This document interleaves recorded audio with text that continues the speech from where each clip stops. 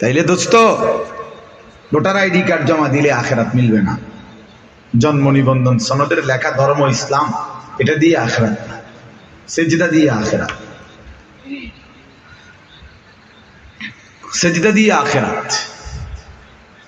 আখেরাত এটা জরুরি বিষয়, এটা বুঝা বিষয়। রাসূলুল্লাহ সাল্লাল্লাহু আলাইহি ওয়াসাল্লাম বলছেন যে ফজরের নামাজ পড়ে না সে খবিস, খবিসান নাফস। শুধু খবিস না, এটা কলজা শুদ্ধ খবিস, ভেতরটাও খবিস। এই খবিস নিকৃষ্ট খবিস। হাসো, কারণ এটা খুশির খবর, তোমাকেই বলছে। তোমার পরিচয় তুলে ধরা হয়েছে, কাজে হাসলেই তো ভালো।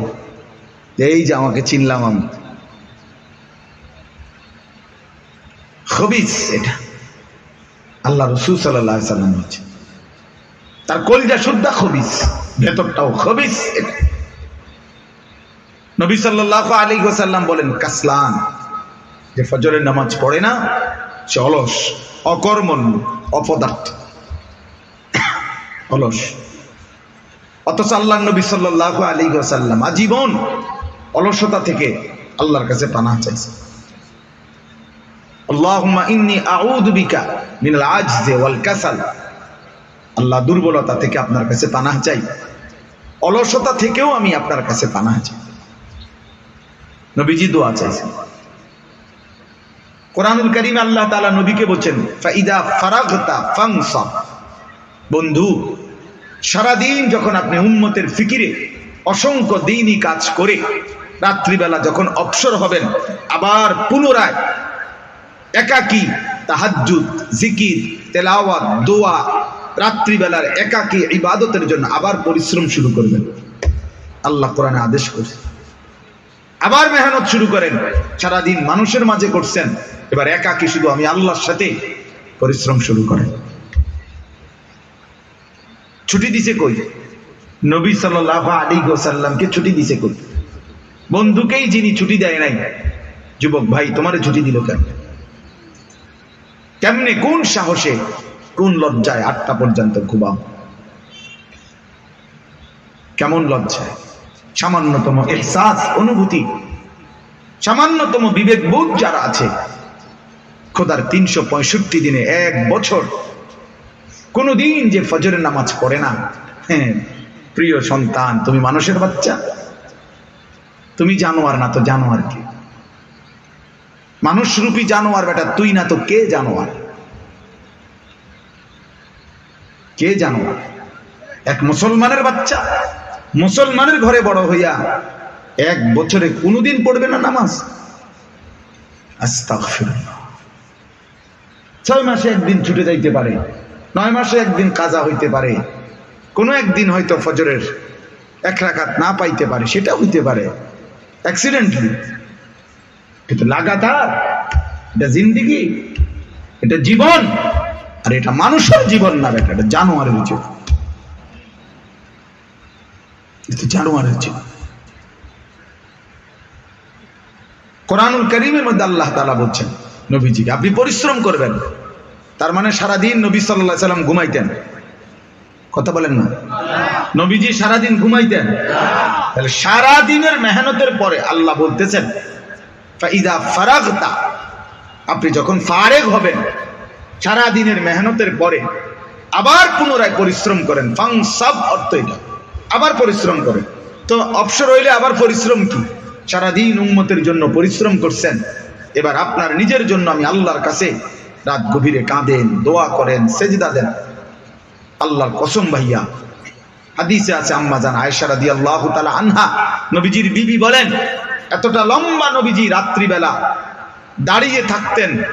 তিনি বলেন আল্লাহর কসম জগৎবাসী, হাত্তা তাওয়াররামাত কাদামাহু, নবী সাল্লাল্লাহু আলাইহি সাল্লামের 2টা পা মুবারক ফুলে ফুলে যাইতো, ফুলে ফুলে।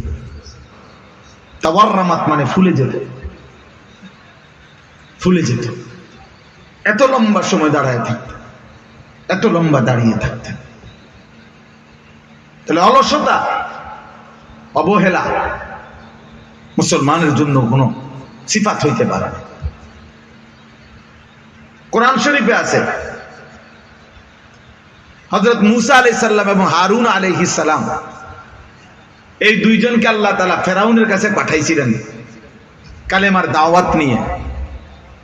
তো এই কথাটা যখন আল্লাহ বলছে মূসা নবীকে এবং হারুন আলাইহিস সালামকে, তো কোরআন শরীফে আছে আল্লাহ ডাইরেক্ট বলছে ইযহাবা ইলা ফিরআউন, যাও তোমরা দুইজনই ফেরাউনের কাছে যাও, তাকে দাওয়াত দাও। ওয়ালা তানিয়া ফি যিকরি, সাবধান আমার স্মরণ, আমার বন্দিগি, আমার ইবাদত, আমার হুকুম পালনে কোনো অলসতা করো না। নবীদেরকে বলছে দোস্ত, নবীদেরকে বলছে, মূসা আলাইহিস সালামকে বলছে, হারুন আলাইহিস সালামকে বলছে, তুমি কে? আমাদের অবসরের সময় কই? সামনে যার লক্ষ কোটি কোটি বছরের অনন্তকালের সীমাহীন হিসাব ছাড়া যে আখিরাত যার সামনে, তার আবার অবসর কিসের?